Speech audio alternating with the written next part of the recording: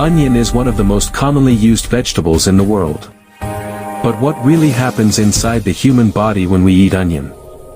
As onion enters the body, its natural compounds begin their journey through the digestive system. Inside the stomach, onion mixes with digestive acids. Its sulfur compounds activate enzymes and support digestion. In the intestines, nutrients from onion are absorbed into the bloodstream, delivering vitamins, minerals, and antioxidants. These nutrients help protect brain cells and support better brain function. Onion improves blood circulation and helps nourish muscles and tissues. It also feeds healthy gut bacteria, improving digestion and gut health. As nutrients spread through the body, energy levels increase naturally. However, too much onion may irritate the stomach lining and cause acidity. Some people may experience allergic reactions such as skin irritation.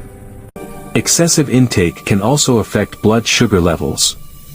Balance is important, as overconsumption may lead to weakness or fatigue. Closing.